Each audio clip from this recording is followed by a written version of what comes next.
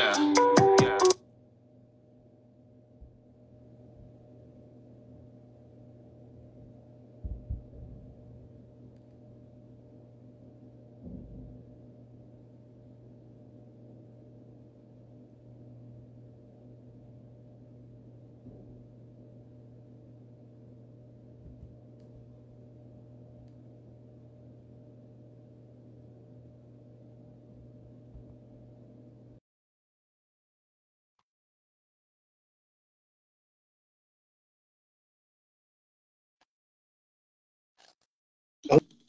We Oh, did it. finally, We did it. start another account or something?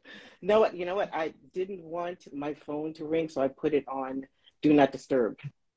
And when I took, Oh yeah. yeah, because I didn't want And so my phone to, you weren't yeah, disturbed. so I wasn't disturbed. Sorry, everybody. Sorry about that. So Hi, we only everyone. got we only got about 6 people in here right now, and we had like 16 a minute Oh, ago. Yeah. that was me. So Yeah, I we're had my gonna phone on they're Do Not Disturb. yeah, they're popping in right now, so we'll just give them Okay. a second. Everybody that's in here right now, let's give fire emojis for my partner, please. Let's say hello. This is a very rare occurrence. So and it's good that I have you guys on here first and waiting for people to come in. Hold on, let me adjust my screen so you guys can see me. I'm cutting out the top. You guys can see me okay? Okay. Um uh so during the live, okay. Um if you guys could, please refrain from asking questions until it's time to ask questions because they're probably going to get buried in the comments. I'm not a good moderator. I've never done this. So just, give her a chance to speak, give you the info. She will be open for a Q&A, so don't worry about that. For all of you guys that are on Team Smash Post, please refrain from any specific Smash Post inquiries about anything specifically Smash Post because this live stream is for everyone, not just Smash Post members. So we try to keep the information general for, so everyone can, get a piece and benefit. We will circle back to all of the Smash Post members to answer any inquiries or questions or concerns you may have about anything, but now ain't the time. So let's just refrain. So yeah, we got about 10 people in here. So, all right, y'all, we're just going to go ahead and run with it. So, without further ado, this is my partner right here, Kim Williams. I was going to do a long, embarrassing intro like she always does to me, make me feel like I'm walking out to accept an Oscar or something. But I want to go ahead and let her introduce herself to you and tell you um, her history, man. This is what a lot of people don't know. People don't know her background and why she's so dope at what she does. And everybody, we do things and you guys see things from the outside and it always looks easy from the outside, but there's always a backstory, always a lot of blood, sweat, and tears involved. And so let me stop running my mouth. Can we go ahead and take the floor? Hi, everybody. I'm so sorry about that. That was my little Woo! glitch. I didn't want to be disturbed because my phone is constantly 24/7. And so I put it on Do Not Disturb, and that's why I wasn't being disturbed. So I apologize to make you have to jump back in. But, I will keep it brief. I'm not going to go back to the flood. I don't know how many of you do know my history, but it has been in the music industry this entire time. I mean, I started at the labels. I was starting on the label side in corporate music. Back at Atlantic Records was one of my very first labels that I started at in artist relations. And back then I was in charge of taking care of the artists, anything from getting their water to, taking them to get their hair done, getting their nails done. It was just, amazing the amount of talent that I got a chance to help develop. Back when Brandy was Militia, back when Little Kim was still black, and we and I also was very fortunate that I had the chance to be able to work in all genres. What happened was back in the day, Atlantic Records just had one big promotion department. So there was, black music was separated from, what they called the regular contemporary music, but we all took a part in the development of it.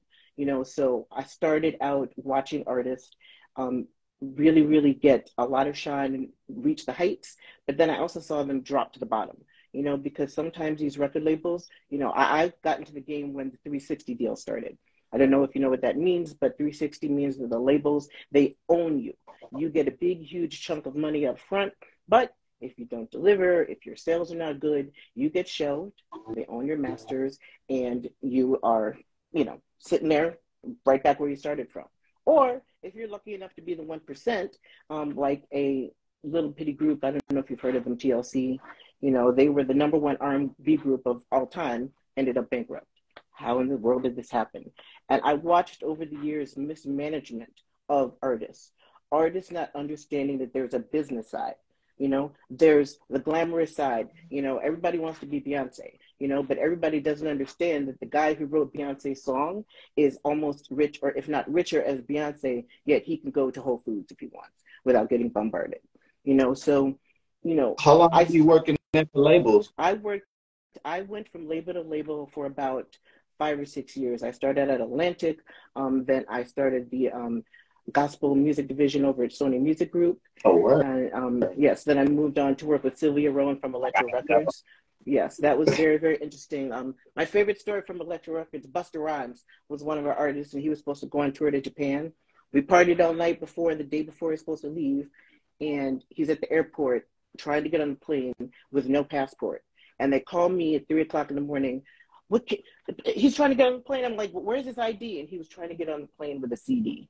And he was like, I'm Busta Rhymes, damn it. I'm Busta Rhymes. So, you know, I'm up running. So eventually I finally learned, you know, chasing these artists, you know, it became to me such a nightmare. And I wanted to do something to be able to help artists understand that there was a business side of it. So I was kind of into sync before sync was a thing to get into. Right. You know what I'm saying? So, you know, I started working on artist development, and I started working on licensing. And where that took me was my next 10 years was at Viacom Media Networks. Under Viacom Media Networks, I had the lovely opportunity to license consumer products as well as music, but from the other side. So I was the one that was picking the tracks. I was the one that was doing the selection as, you know, the so-called music supervisor, while I was writing the contracts for these people. So I did that for about 10 years. And then eventually it got to the point with these big companies that all merge. You know, when I started out, there was 5 or 6 labels. You were at Viacom for 10 years? Yes. Well, Viacom wasn't, when I got to Viacom, it was still owned by CBS. Okay. Then it became Viacom, and underneath Viacom, they have many umbrellas. And so I worked with brands Nickelodeon, MTV, and VH1. And I also was part of the original Love and Hip Hop that signed Mama Jones and put out her original song, Psychotic Bitch, if anybody remembers that song, peaked at number 30, and that was me. So, hey, you know, it's very, very interesting being over at Viacom, because there, you know, you get to learn. I learned sync from, you know, way before anybody was ever doing it. You know, writing the agreements, what really helped me to understand that there was a back into the business, and which I found much more exciting than the business end.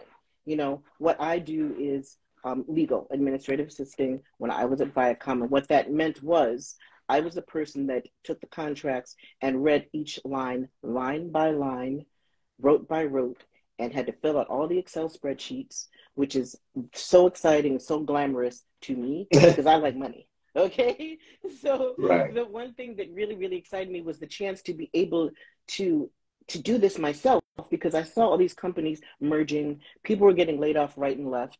And, you know, there was people at these companies, blood, sweat, and tears for 20 years, and they were giving a macaroon party at the end of it.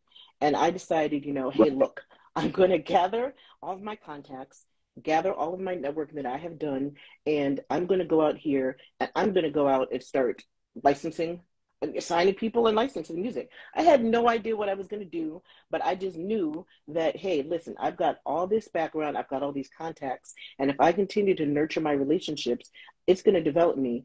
And eventually that led me to meet George, which was a really wonderful experience, because I was on my own for quite a while with artists. And the one thing that I did have was networking. And one thing I want to really impart to you guys is you have to understand that you can't just get into sync.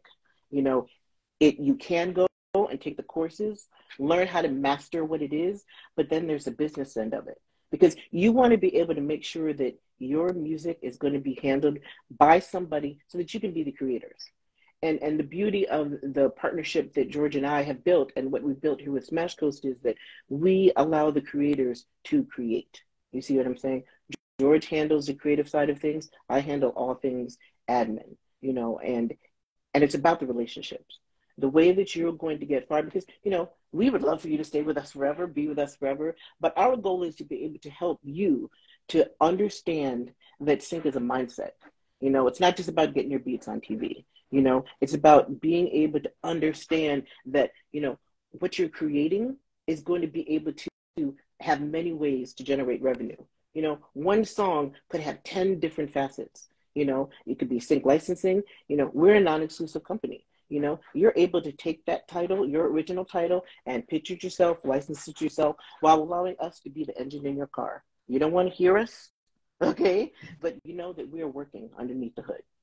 So, with all of your experience over the years, especially working with artists in sync, what is one of the things that you've seen artists do as far as making mistakes that's very concerning to you?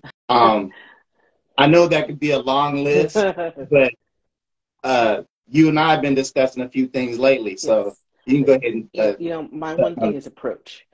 I do come from a very, very corporate background. So, I'm a little bit more formal, than most people. And that's really cool because, you've got people that are selecting your music from all aspects of life. However, please don't reach out to a music supervisor or somebody that is in a sync company. Hey, yo, how you doing? Listen, I got a track and I think it would be really, really great for sync. Can I send it to you? Or I get an email with about 10 MP3 attachments, and it shuts down. People don't understand when you send, that large amount of attachments, on a phone. Most people are working on phones in this day and age, so it's going to be practically impossible. So I think the most important thing I could tell everyone is the approach.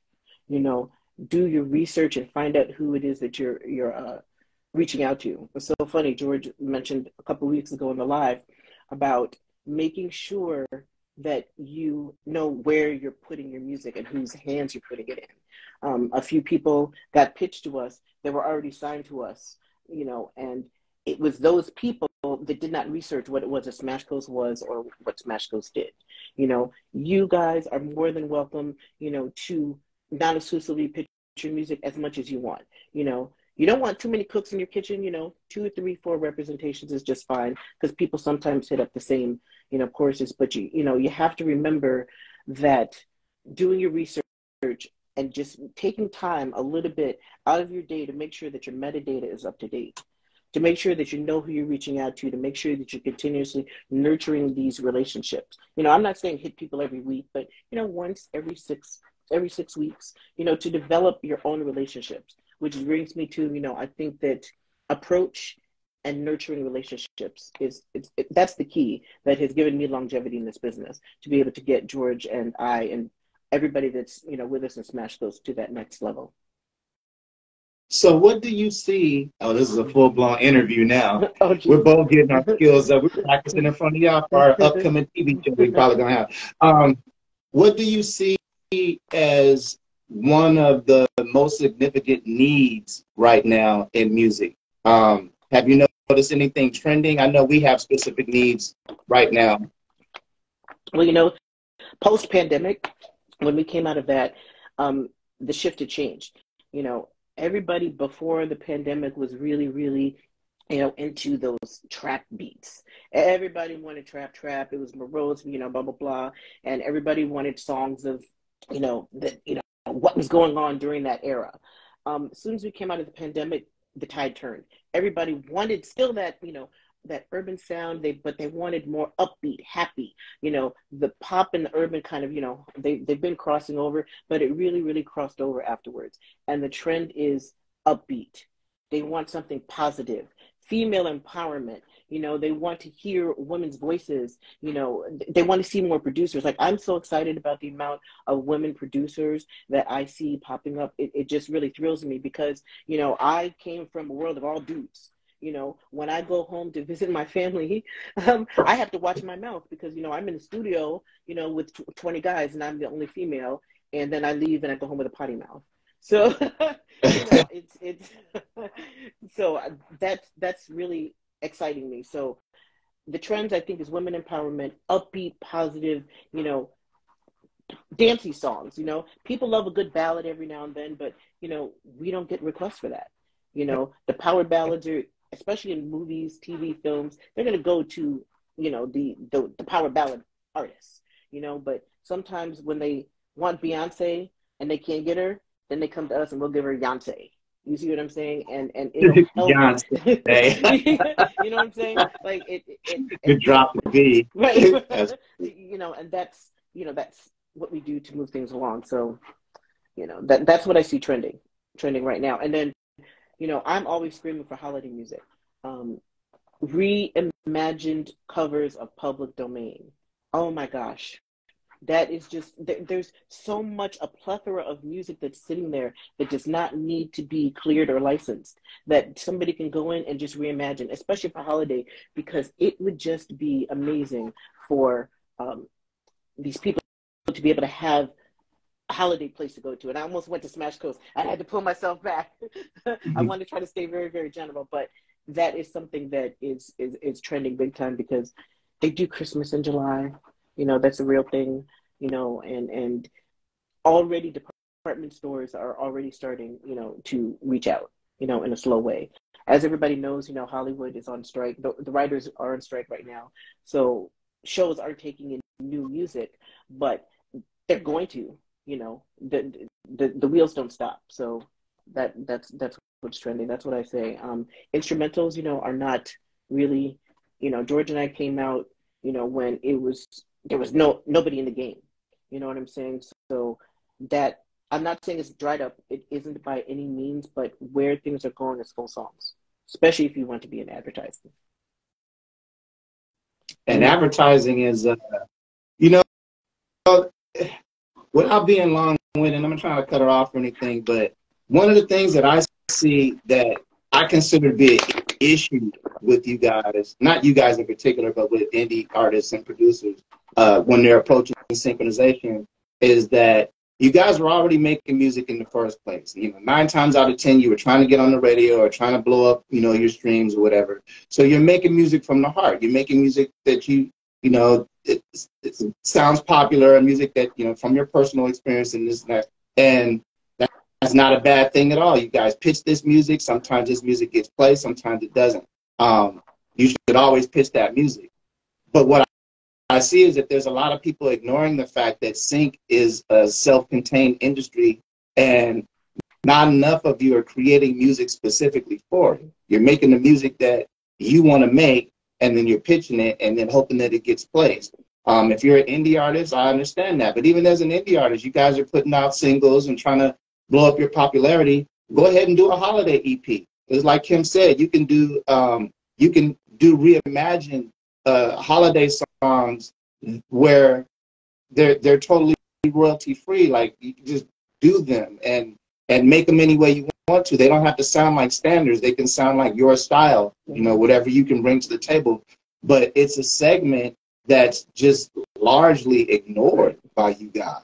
Like, advertising uses holiday music every year, like, for all of their ads, and they pay good money for this music. And I don't understand why a lot of you guys that say that you're approaching sync or have an interest in sync aren't really paying attention to sync. You're trying to just put your music on television without realizing this most important fact: the fact that once you decide that you're going down the road of sync licensing, you are now providing a product for a client or customer, which is your music. You're providing a service, which is your personal customer service, your relationship building skills, your follow-up. This is your service, how you treat them, how you treat your client, service your client. That's what this game is about. It's not just about your music. It's about you and your personality and how you're able to build and maintain relationships. And it's about your ability to pay attention to the industry that you say you want to get into. This is a total not music industry thing. This is the television film industry. It's not the music industry. And that's one thing I don't want you guys to misconceive, because we are making music So you might feel like, okay, sync is just another division or another aspect of the music industry that's not as popular. No, this is apples and oranges. Synchronization is television film industry. So there's a lot more discipline. You have never seen anybody, an actor on a television show, call in sick. If your show comes on at 8 o'clock on Thursday night, that actor, your favorite actor, is going to be on that show every episode all season long, just because that's how disciplined television is. They don't play around. So when you guys are reaching out to these music supervisors and these companies that deal in television and film, and you have a lackluster, casual approach, Right. like Kim mentioned a little while ago, talking about, yo, check my music out, this and that, you guys don't even realize what you're walking into. You might as well be walking into a law office talking like that. This is serious business. Sync is serious money, and anything with serious money and compensation, usually is serious business. Pardon my rant. I just want to, you guys know how I do. So, sorry, Kim, you know how I do. I have to get back on it. So, It's okay. going back to Kim, I mentioned at the top of the live that it was very requested by the ladies in the community that you come on here. So I want you to say something specifically to them. Dudes, shut up. Don't say nothing. Don't get butthurt, because we get all the shine. And anyway, 9 or 10 out of 10 music producers that you name are going to be dudes, right? So, but we got some pretty dope females on the team, and we want to put some shine on these female producers because, from my personal experience, I'm seeing these ladies are way more disciplined than you dudes are. They getting it done. Like, so look out. So, Kim, talk to the ladies real quick and give them a little bit of encouragement and talk about how important female representation is in this industry and other industries as well. You know, it's like what I said before. You know, I kind of spoke like too soon about that.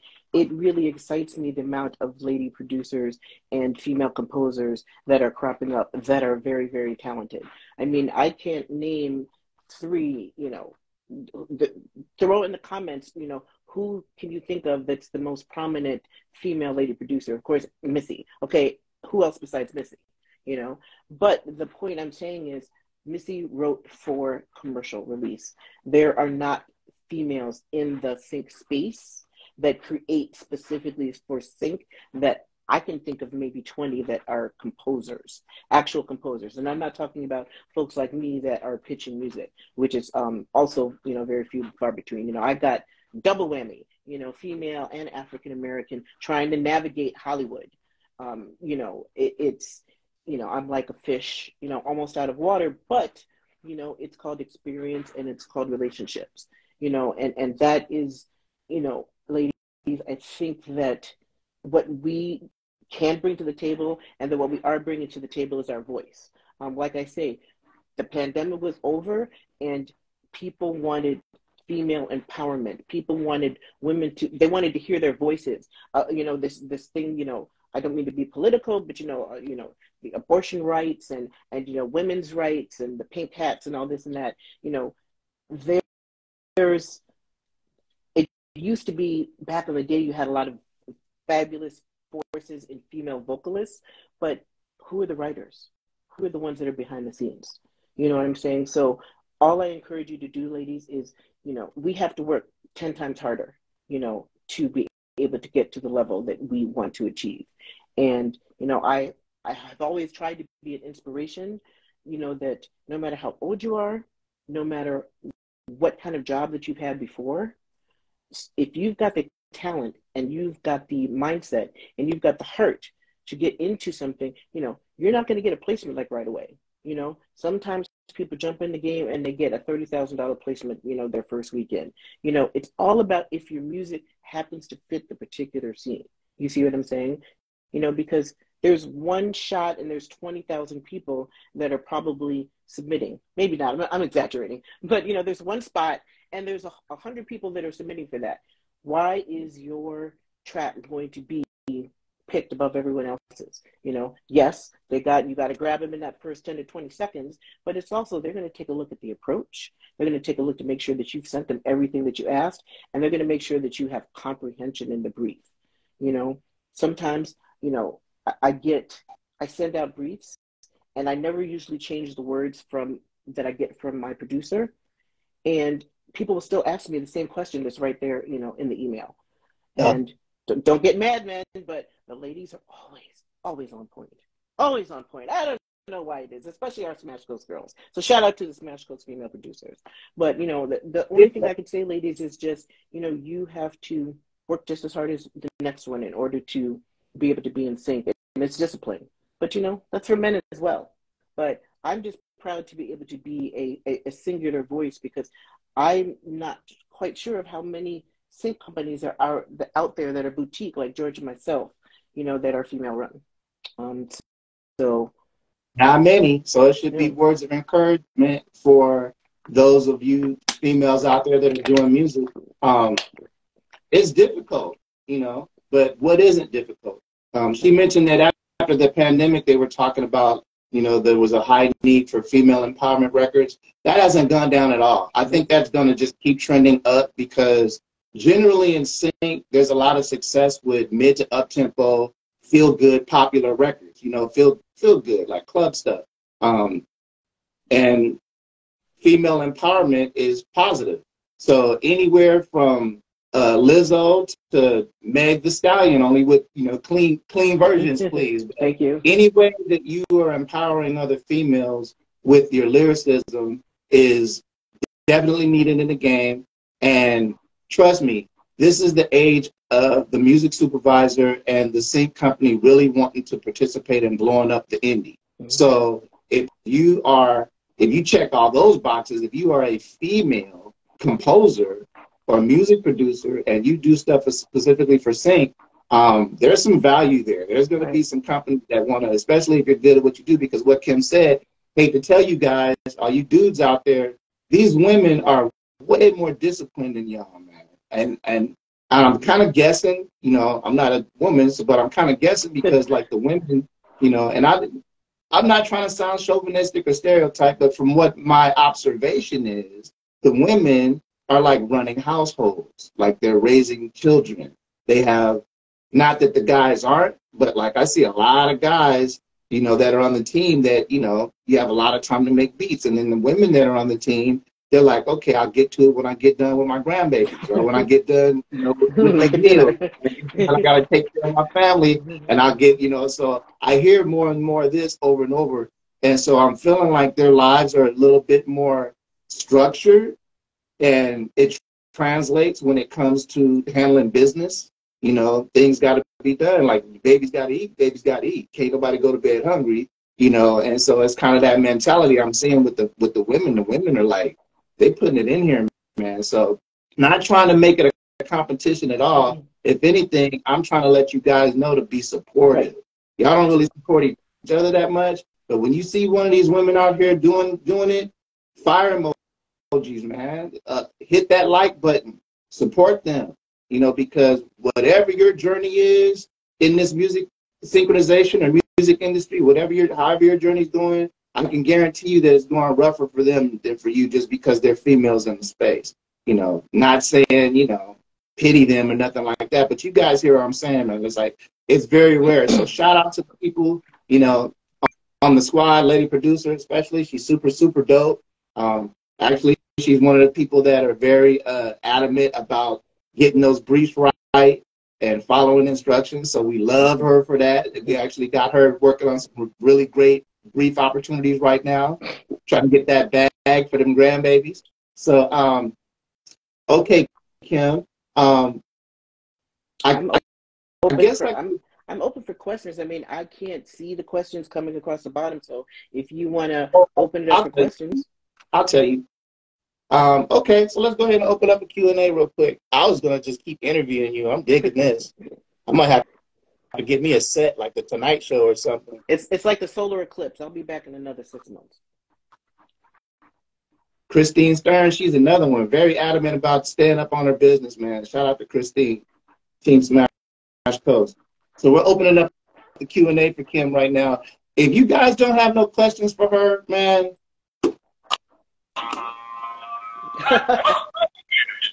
if you guys don't have questions for her, This is an opportunity to talk to a 20-year music industry veteran and a sync licensing professional and a woman in the game. So let's shoot her a few questions, take advantage of this very rare opportunity. I'm gonna try to get her to come back. I'd like her to just be my co-host, but it takes a lot of time and effort to run the company, so I can't keep her on camera like this. So let's see. I'm gonna scroll down. Social media, Kim. Lady producer said, "Gotta leave her baby something." That's funny. I'm not seeing no questions yet.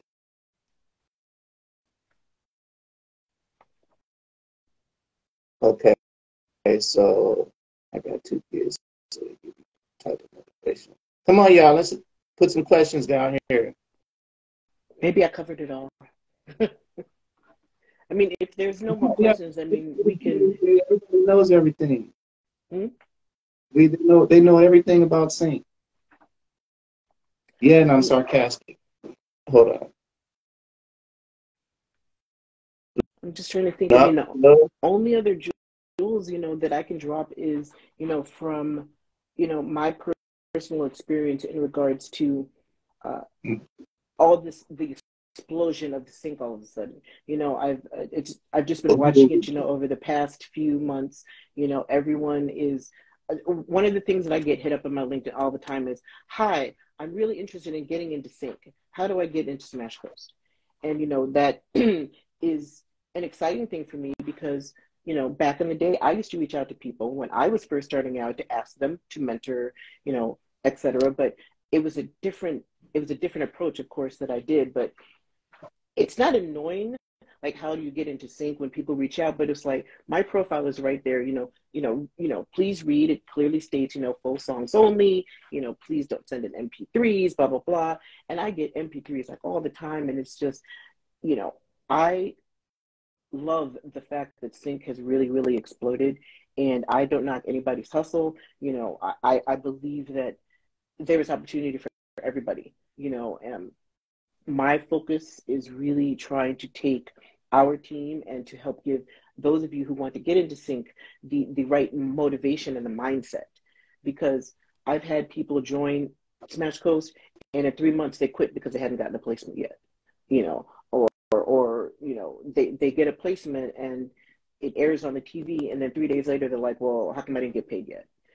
These are, there's easy, simple things that you can kind of, do on your own research. Sometimes people get upset when I say YouTube University. I had somebody get really upset with me, when I told them, to please check the YouTube University. And it's not that I don't have time for people, because I love to educate. That's my one thing, is I'm all about transparency and education. But if I spent all day long responding to the 100 people, that reached out and said, "Hey, can I just talk to you just for a minute?" That's almost 2 hours of just talking, when I could be, earning one of you guys $10,000, $30,000, $50,000 for a placement. You see what I'm saying, George? We keep telling you guys that as much as the music can be dope and fit everything, that this is relationship based, right? So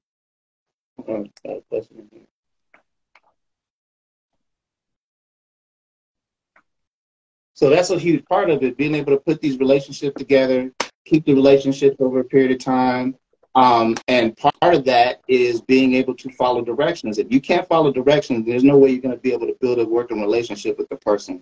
I just was on the live last week, very, very specific about not the live, we just did our first Smash Coast town hall this week via Zoom, and it was just Smash Coast members, and I was very detailed. I wrote notes, was very prepared, and especially about what our current needs were. And I mentioned that we don't need instrumentals. And as soon as I got off the Zoom, I got hit in the email like, "I know you said you don't want instrumentals, but I have an instrumental EP that I'm working on. I want to see if you know where you can fit it." Like, you're wasting my time, brother. You're wasting my time. You're wasting your time because you're not paying attention and you're not following instructions. I'm trying to build a relationship with you, a working relationship. Not only that, I'm trying to build a working relationship between you and our clients, right? You're never going to get to our clients if you can't follow our instructions. If you can't even listen to what we're trying to tell you, we're never going to pitch your music. So not just with us, but with anybody you guys are dealing with, pay attention. I don't care if you need help. You got a girlfriend, who's wife, or somebody who's smarter than you. Like, bring them in and let them look at that email and discern that email and make sure that when you reply specifically to what they're asking for. And that brings us to the first question. Petro Media Inc. says, what is your minimum preferred amount of tracks when submitting to a brief? And I'll answer that. It's whatever they're asking for. If they don't give a specific number, under 10, 7 to 10 tracks is a sweet spot. You don't want to overload them because you're not the only submission, but you don't want to waste anybody's time by sending your new single. I think my new one song, or my new one cue. Like, nah, make a playlist. A playlist of 7, 8 songs is perfect. So and also, can I please add to that? It also has to fit the brief. 9 times out of 10, you'll send out a brief, and then I'll get back like 10 to 15 tracks, and none of them fit the brief. I say make sure you listen. If there's a musical reference, always be sure to listen to the reference that's given to you. Just because, like George said, you've got a brand new song, or just because it kind of sounds like it. Like if I'm asking you for something that's from the 1980s era, and don't just send me the song that you just made yesterday that sounds like, Prince. So it's very, very important to be sure to follow the references. Don't just send shit against the wall to see what sticks. You got to treat it like you're at a restaurant and somebody's ordering a plate of food, and they're not going to accept anything on that plate they didn't order. It's got to be to order. You can't, if somebody order, the salmon, you can't bring them some chicken talking about, I know the salmon is good, but I just made this dope batch of chicken. Try my, like, they're going to flip the plate over in your face. So it's the same thing. You got to it's not about your music. It's about the client's needs, the customer's needs. They're the one paying you. You guys want that bag, right?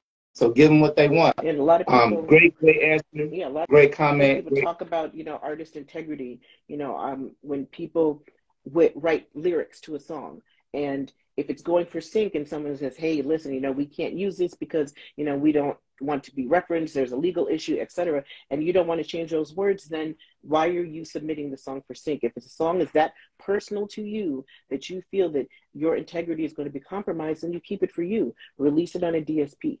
You know what I'm saying?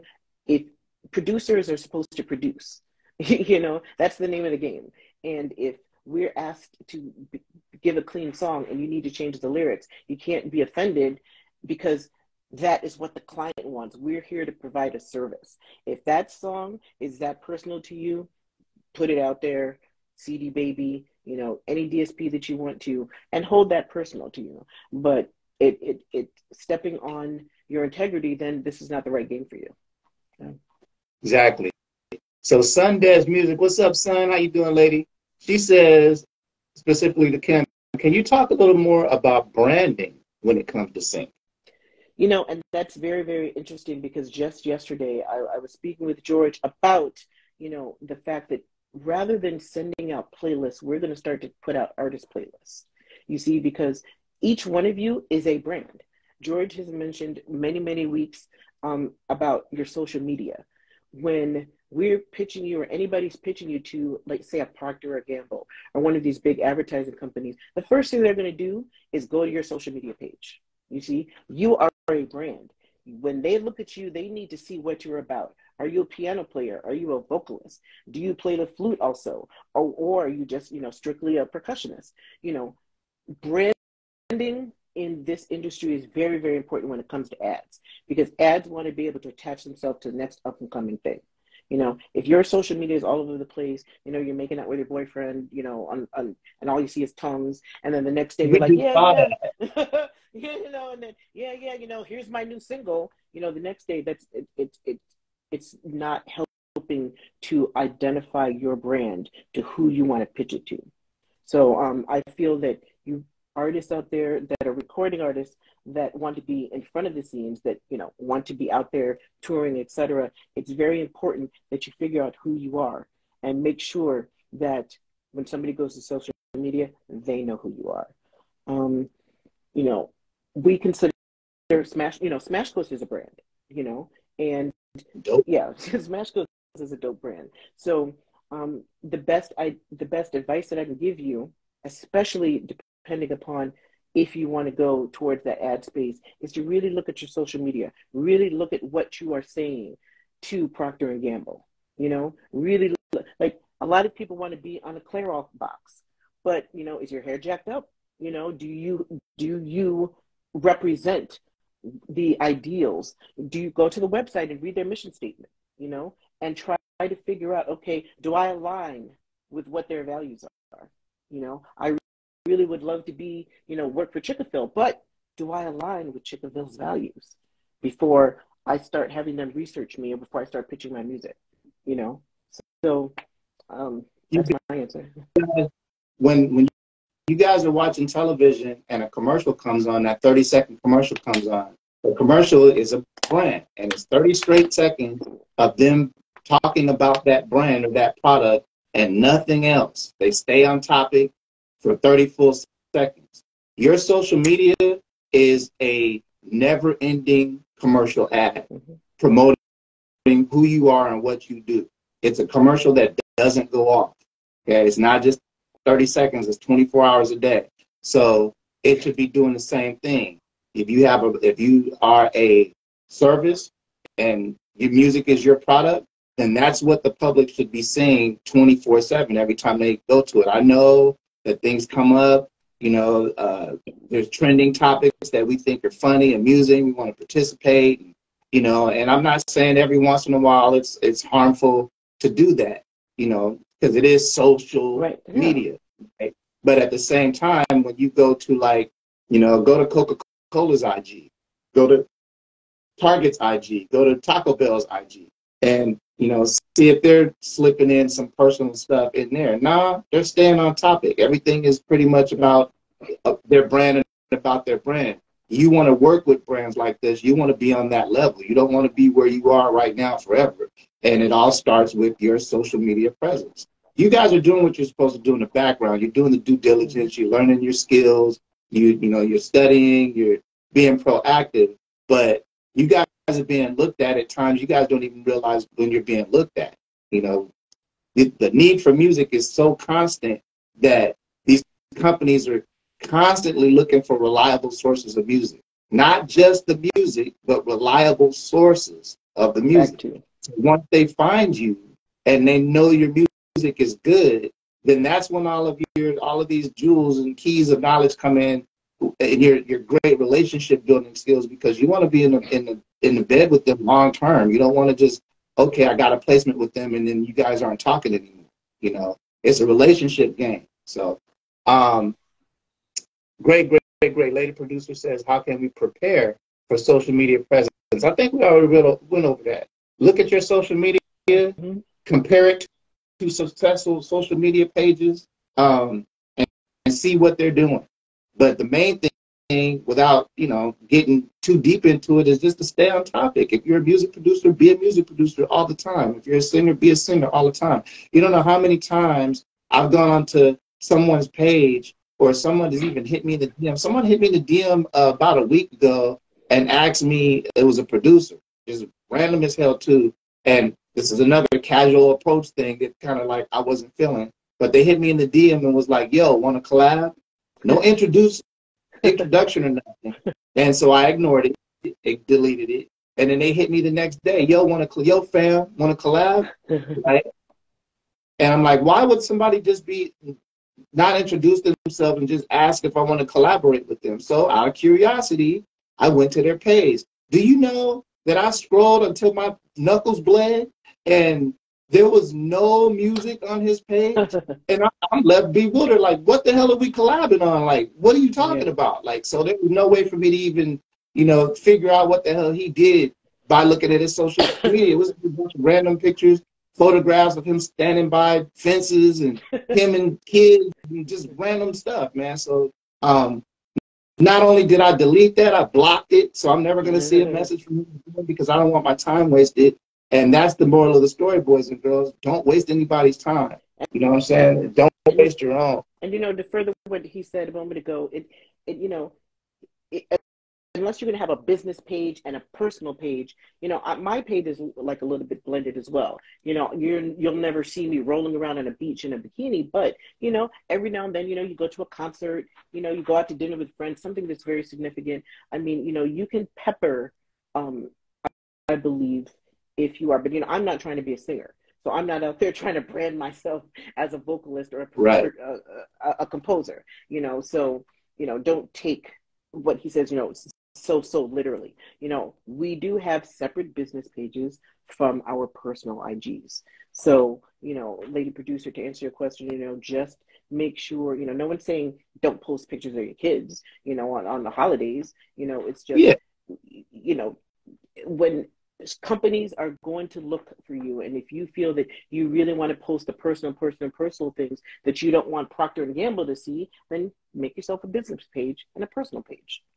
Yeah, there's nothing wrong with showing your kids and showing that personal side once in a while, show that you are human, because it is social media, but don't do it to affect your branding and interfere with your branding at all, because that's really the message that you want to convey. Great point, Kim. We got lady producers on fire in here. She says, I want to answer this one. Do you pass on the brief if you don't have anything ready, or try to create something new even though the deadline? Okay, so we try to kill everything. We don't pass on anything. Anytime somebody sends us a brief, do you know how difficult it is to get a company to finally send you a brief? Do you know what level of relationship, business relationship you have to have, and level of trust? Because briefs are private. Briefs are not public. Briefs are very, very private, detailed needs of that specific company. So if you're getting a brief from a company, you got a business relationship with them. So if they're going to take the time to send us a brief, we are definitely going to take the time to load our weapons and go out and try to kill what we need to kill to get that brief. It doesn't always work out, but we never say no. We never turn down anything. That wouldn't be fair to us, and it certainly wouldn't be fair to the people on our team. I couldn't imagine us having to tell our team members that, this $20,000 brief came through and we didn't even try to get it for them. You know what I mean? Like, what kind of company would we be? We would suck. So that was the case. So now we try to kill everything. Great questions. Great question, lady producer. Fire emojis, fire emojis, fire emojis.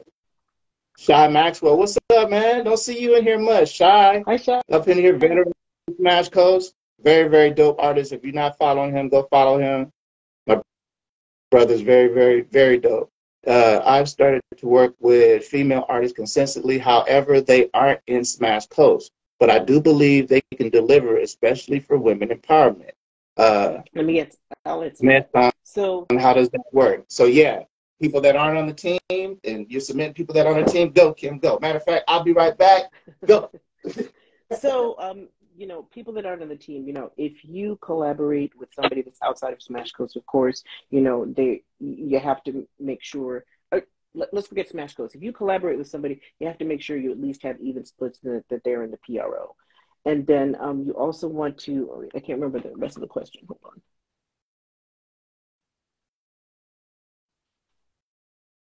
And throw the rest of that question back up in there for me. So, and then, you also, wait.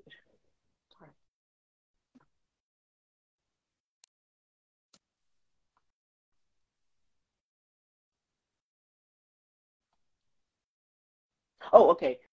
So what I was going to say was that we have an in-house list of female vocal artists. So anybody who is listening to this live today, for the next 24 hours, you can DM me and I will send you our top liner list. And then we really try to encourage people that are in-house with us to stay in-house, but you don't have to, because you want to make sure that you have your split sheets, and you want to make sure that you have all their information, and you make sure that they sign it. So for the next 24 hours, you can hit me in the DM and give me your email address, and I will send you a top liner list. 24 hours only, and then just cut off. And George, you're right back just in time. Okay, so I wasn't here, but I'm assuming fire emojis are in order for that answer. So fire emojis, fire emojis, fire emojis. Okay, so. And I'm I'm going to have to wrap up, so I can take a couple more questions because I have to go very shortly. But I hope that everybody got something out of this today. Like I said, it's a solar eclipse, so I like to be behind the scenes because I want to constantly be making sure that I'm nurturing my relationships and you know getting everything prepared. People don't understand once playlists are delivered, they have to be prepped for delivery to the client. So once I get them, I still have to prep them, and we still have to turn them around and get them back to the client. That was one of the questions. A lot of questions that I get all the time is, what's the process? And every company has their own process. But the main thing is, once something is delivered, it's sent to the client, and then forget about it and move on. We don't hear anything, and in sync, there is no feedback unless you get the placement. So a lot of people struggle with that, especially the new ones. They give 100 songs and then they hear nothing. I know, what I'm saying? But sometimes it takes 2 to 3 rounds because the sync world is kind of a small world, and there's certain names and certain go-tos for a lot of these major companies. So when you're new, you've just got to keep submitting, and then it'll be like, George F.M. Matthews. Okay, I recognize that. Let's listen to him first. You see what I'm saying? So, do not be discouraged is the one thing that if I leave you guys with nothing else, don't be discouraged and don't give up so easily, because you're not pitching, you're submitting, okay? So 9 times out of 10, these ad companies, if they don't pick the song the first time, they might chop it up because they might like this session, and they're going to hold on to it because they might use it for something else, for another spot that they have coming along. When you submit to us, you are submitting to opportunities into libraries, not to pitch shit up against the wall and see what sticks. Pitching is, more for, for movies, things like that. But, the level that we are trying to attain and the level and the mindset that we are trying to impart onto you is the high-hanging fruit, not the low-hanging fruit. Sundej Music says, I'm going to let you answer this because she was one of the ones that specifically requested that you be on here. Shout out, Sun. Mm-hmm. Is there a difference between servicing a song for personal release / DSP versus made just for sync? Yes, because, well, yes and no. It depends upon if you are representing yourself. You see what I'm saying?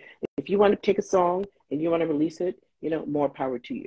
A lot of times, if you really, truly full-time into sync, you might not want to release it because sometimes you can garner a higher price for that unreleased sync. But you know what? You love this song. You want the whole world to see it. Yeah, fine. Go ahead and release it. Now, you want to do sync. Do you pitch this yourself and take time away from your creation? Or do you find a company like a Smash Coast or a music library that is going to handle your business for you? And you put your trust in that company to be able to take that music and do what they need to do with it during the term. So to answer your question, you know what? Yes, you can pitch your own music, but do you have the relationship with CBS? Do you have the relationship with the major ad company? Until you get to the level where you can pick up a phone and call somebody, it's going to be really hard to be able to pitch directly until you're able to really get to know them. So if I were a person that was doing that, then you just turn it over to a sync company. Find a great library.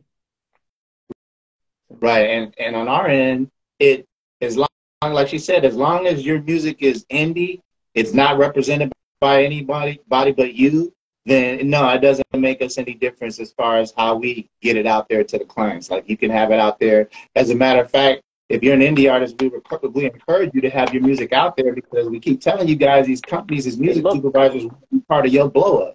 They want to be part of, you could be right on the edge of, or not even like, some people think that you might have to have a lot of followers and this and that. And that's not necessary, man. One significant placement in the right television show or film or whatever can take you from zero to, the promised land. So, no, it doesn't make any difference.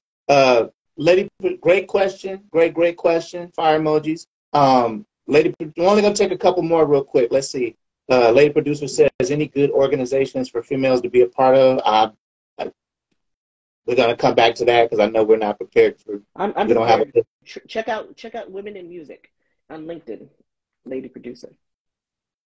Women in music. See, look at me. I'm sitting here trying to talk for the women. Was that a version of mansplaining? Did I overstep? That wasn't a mansplain, but you overstepped. Okay, yeah. See, that was some chauvinistic shit I just did. I said, okay, let Yeah, me stop. there's a really great organization called Women in Music. Michelle Edgar, she's was one of the founders. There's you should definitely check that out. Go to LinkedIn or else go to my page on LinkedIn and you could find the tab within my profile. I'm a member.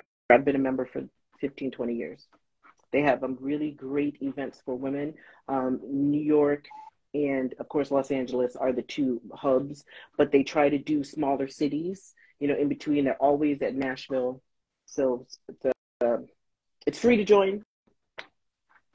If you want to become an exec member or board member, then there's fees and dues, but you can join for free. You have to pay for events and stuff.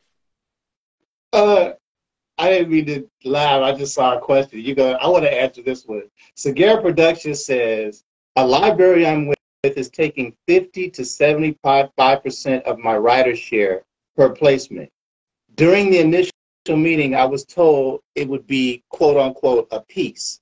How would you recommend going about negotiating a better deal? So, like, are they taking you out to dinner before they take you to bed and do what they're doing to you with this deal?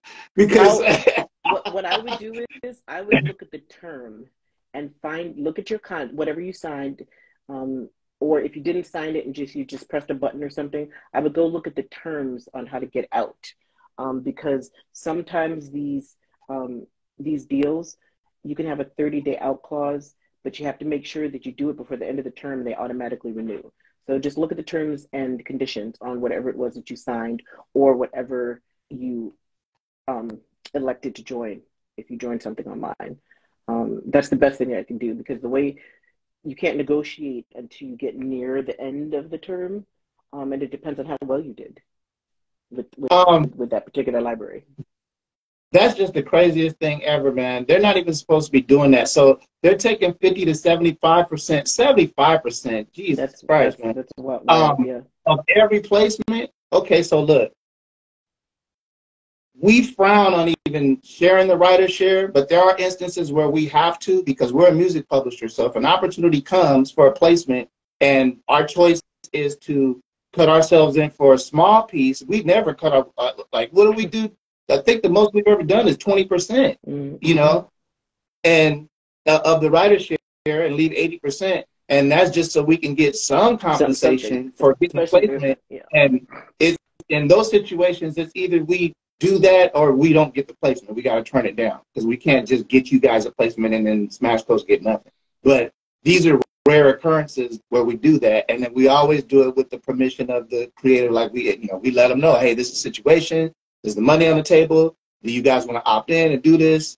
And everybody's transparent and cool. What they're doing to you, man, I haven't heard of 75%.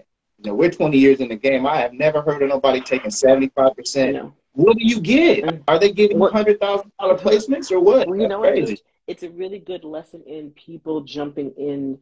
And no offense, I mean, I'm not chastising you, Sagara, whatsoever. I'm just saying that, really read your agreement to understand what your terms are, understand what your out clause is. If you felt that 25%, if you felt that you did not understand, you didn't understand what you signed, if you didn't seek legal representation, unfortunately, you're going to have to ride that agreement out. But make sure that you check the end date, because you should always have either a 30 or 60-day out clause before the end of the term. And if you can't get out, there's usually nothing in there that says that you have to turn in music like a record label, like you owe albums. So at very words, just don't give them any music. Right. As long as it's not exclusive, then you're not in that bad of a position.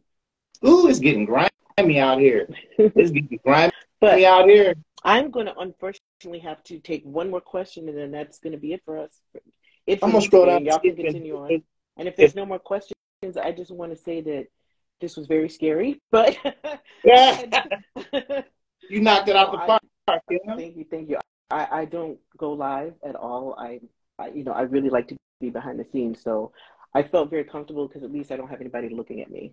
So, so I hope that I was able to, offer you guys, a little bit of insight as to, who I am, because I think that's kind of important. Also, you see George all the time and everything, and I think it's kind of also important, to let everybody out there know that there are women that are in sync. That, I love the business side. I love Excel spreadsheets. Any Excel questions, don't ask me, but I just, there is a business side to the music, and the glamorous side. Everybody might think that's sexy, but I think the back end, that money that's sexy hell to me. So thank you everybody for tuning in, and I appreciate the support. Beautiful. Just one quick thing. I know you got to go. Gilby says he recently worked with a company. Can't say the company, but he was getting 12% of the writer's share. Oh. And there were two fictitious other writers that he was splitting with. Wow. Wow. Yeah. And Sagara says that's a non-exclusive. So yeah, it's getting grimy out here, y'all. So be careful. Read those agreements, because there could be some stuff in there that you don't agree with. But thank you so much, Kim, for taking the time, man. Like, we've been talking about doing this for a long time, so I'm glad you finally jumped off the cliff and did it. Our people were requesting you, man, so this isn't going to be the last time. As much as you don't want to be on here, we got to have you back because you got too much knowledge. So everybody, this is my partner and CEO of Smash Post Music, Kim Williams. Everybody give her fire emoji, fire emoji, fire emojis, and we'll talk to her. I'm going to stay on here. So we'll talk to you later, Kim. It's Memorial Weekend, isn't it? Yeah. Okay. All right, everybody. Be safe. Drive responsibly. Don't drink and drive. All right. All right. Talk to you later. Yay. So fire emojis, fire emojis, fire emojis for Kim. I told you it was going to be dope, y'all. I told you. Facts. Take the credits, move forward. Appreciate the advice. You're awesome. Thank you. You did great, Kim. Thanks for being here. Tiff, what's up, Tiff? Thank you for your time. Kim, very valuable information on IG Live. Kim is beyond exceptional. I try to tell you guys, man, it was going to be a dope live. She knows too much, and the ladies on here were very, very adamant about having female representation. And I will go ahead and double down on what we were talking about, man. Female representation in any game is important, but in synchronization is very, very rare. We have a lot more females on the business side in sync, and it's not that many. It's like not that many at all, especially people of color. But when it comes to the creative side, we don't see many composers, producers that are female that are paid attention to sync. And so don't be discouraged. It's definitely a lane that you can paint yourself a position into, because it's an empty lane. There's not a lot of you in this space, and a lot of you have the talent to do it. You might feel like it's just over male saturated, but that's not the case. These companies are looking for female representation. And a lot of these companies lately, man, especially since the pandemic, they are very adamant about diversity, so they're looking for, LGBTQ, I hope I said that right. Females, minorities, to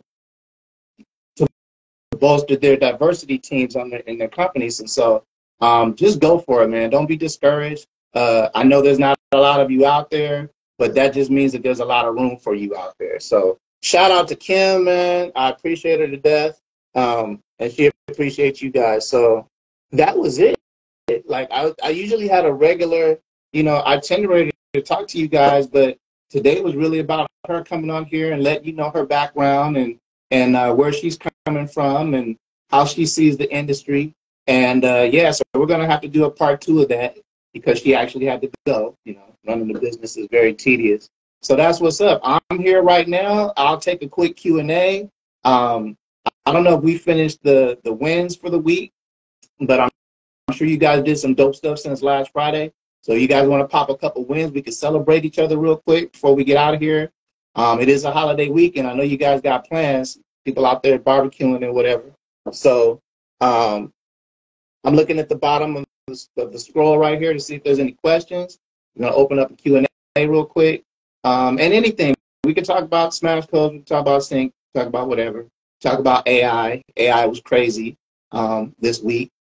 You talk about something feeling saturated. Like AI is like the subject of the moment right now. And I still see that there's a lot of fear surrounding if AI is going to be able to create music like we create music. You know, sites like Google LM, you know, where you just type a prompt and tell it what kind of music you want made, and it's spitting out music. Trying to tell you, man, these tension cues, these instrumentals, AI is going to be making them real quick. It's getting better and better, faster and faster. And now that other platforms like ChatGPT are studying the internet in real time, you know, the previous version of ChatGPT studied a 2021 data set. So all of the information it got was from before 2021. So you couldn't really inquire any current inquiries. But they did an update recently, and it's real time. So you can ask it questions real time, present day, just like Google. Trip, man. It's a trip. I missed that last week's AI chat. You know what, Petro? I'm going to go ahead and put it. I said I was going to do it. I'm going to go ahead and put it on my YouTube today. I'm going to do it when I get off of here. I'll just upload last week's live as is. I'm not going to edit it, cut it, or whatever. So if you guys get any boring parts, just go ahead and scrub to the parts where, you know, go for it or whatever. But that's what we're going to do. We're going to go put that on the YouTube channel. Link is in the bio. If you don't know what my YouTube channel is, link is in the bio. And so, all right. I don't see no questions. So I'm about to be out of here. So check it out. You guys that are not paying attention to holiday music, it's holiday music right now, man. We're in the middle of the year. Advertisers are gearing up. We're starting to get briefs for ads. So we just got a big one yesterday for holiday music. I can't talk about it. It was a big brief. Those that know, but it was a big brief. We got a dope brief yesterday, a dope bag attached to it, a dope project being worked on. What's up, Fire Tracks? How you doing, my brother? I think you got that brief too. And so, yeah, pay attention to holiday music. Stay ready so you don't have to get ready. Have a bunch of public domain holiday music on tap. Go ahead and create some indie holiday music based on your own experiences, or do some remakes as long as it's public domain. But go ahead and build you a catalog of that. And see, the thing of it is that it's timeless music. So if you do some music this year, you can pitch it next year. You can pitch it the year after that. As long as you kind of stay general with the production. So if it's not a specific type of, you know, trap or something that's like super popular at the moment, keep it more just basically hip hop or whatever genre. You're going to be able to pitch that music forever. We got a guy on the team, and it's sad too, because there's a guy on the team who, I get you could basically say he's not really on the team anymore because he doesn't really have any interest in pursuing sync. But we get him placements every year, multiple placements every year. But he happened to do some Christmas joints, right? Some Christmas songs and some Christmas instrumentals too. So Christmas instrumentals are an exception because they're specialty instrumentals, by the way. So take notes on that. But we licensed one of his Christmas instrumentals to a clean energy company. Okay, so they specialize in creating solutions via solar, and these types of things are about clean energy. And so they do. Excuse me, I'm tripping. They do ads every year, right? And so it's been like 3 years straight. You know, they took the music the first year, and then every year they just redo the agreement and take the same music. Okay, we want it again. And I guess it fits so well for them. That's like their holiday track for whatever they're using it for, their commercial, whatever they're using it for. And it's like, it's some dollars. Like, it's like, you know, I'm not going to get into the dollar amount, but it's 4 figures. It's not 3 figures. It's a nice 4-figure placement that just happens just because they got the music or whatever. It's holiday music. Why he's not paying attention and want to lean into that, because we only got like 5 pieces of holiday music from him total, and he's seeing results every year. So brother like me, I would have did, 3 holiday EPs, somebody giving me, 4 figures for one of my instrumentals that was only a minute and a half long, So I say all that to say, stay ready so you don't got to get ready. So if you guys are not knowing what to do right now, we're heavily pitching holiday music or getting asked for holiday music. Do some holiday EPs. Make them fun, not dark. Make them festive. I will say, I see a lot of people making holiday songs and they're using the word Christmas. Not going to get into that. I use the word Christmas. But, you know, a lot of people that we're sending music to aren't Christians. You know, there's Jewish people and Buddhists and this and that. And so when you're making a song, you want to make it as general as possible. You want it to cover everyone. So there's a lot of people out there that don't technically celebrate Christmas, but they celebrate the holiday. So that's why when you see the brands, the ads coming out with the brands, they say holiday season. They don't say Christmas season. So when you guys are doing your holiday songs, make sure you're saying holiday. If you're doing personal songs for the holidays, and, you know, like, you know, I ain't never got nothing for Christmas or whatever, then you can say that. But the majority should be, you know, holiday and more general stuff. And there it is there. That's a key. I don't think anybody knew that. So any questions real quick? We're just going to keep it moving today, man. It's been a good one. Kim got on here and gave all of these jewels. And it was important to me for you guys to get a glimpse into who I'm working with. You know what I'm saying? Like, it always looks easy from the outside, you know, but there's a lot of blood, sweat, and hard work that goes into what we do. And I don't know. I just appreciate her. So I wanted to get her on here and let you guys know that. So that's what's up. You guys aren't stopping me from saying either. Where y'all at? Y'all supposed to be helping me on here. That's good facts. Keep it holiday. Exactly. Holiday. General. When you're seeking those placement opportunities, you want to be as general as possible so, you know, it can open, it doesn't, you know, neglect anyone out there. I'm sorry, I'm looking at the thing. Okay, so I'm out of here, y'all. I don't see any more questions. You guys anxious to get to this holiday weekend? And so next week is going to be a banger. I'm already putting it together. There's a bunch of information that I'm putting together for next week. AI is going to be on tap next week as well because that's the hot topic right now. And it's coming. So we got to prepare you guys and let you guys know what's up. And that's what's up. I just looked at the bottom. No more questions. So with that being said, I'm the producer whisperer, man. Happy Friday. Have a great weekend. Y'all be safe out there. And that's what